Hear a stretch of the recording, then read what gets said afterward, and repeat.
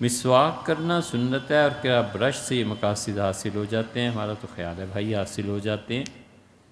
دونوں چیزیں ہیں، ایک ہے کہ جواز کا فتویٰ دینا، ایک ہے اس میں بہتر چیز کیا ہے۔ تو جو آدمی بہترین چیز چاہتا ہے ظاہر ہے اس کے لیے الگ حکم ہے۔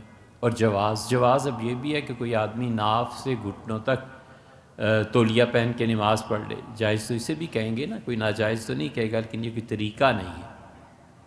فقہا نے لکھا ہے کہ جو لباس سسرال میں پہن کے نہیں جا سکتا اس لباس میں نماز پڑھنا مکروہ ہے۔ اب یہ ایک مسئلہ ہے، بالکل ایسے ہی جیسے یہ مسواک ہے، تو خیال یہ حضرت مفتی کفایت اللہ صاحب رحمۃ اللہ علیہ نے اس کے جواز کا فتویٰ دیا تھا۔ فرماتے تھے برش اور اس پہ پیسٹ لگانا یہ سب سنت کے قائم مقام چیزیں ہو جاتی ہیں، لیکن اس سے بڑھ کے کوئی آدمی مسواک اور لکڑی اور وہ سارے شرائط پورا کرنا چاہے، کون روکتا ہے؟ ضرور کرے، نیکی زیادہ ملے گی، اللہ کے یہاں کام آئے گی، لیکن یہ نہ کہے کہ یہ چیز ناجائز۔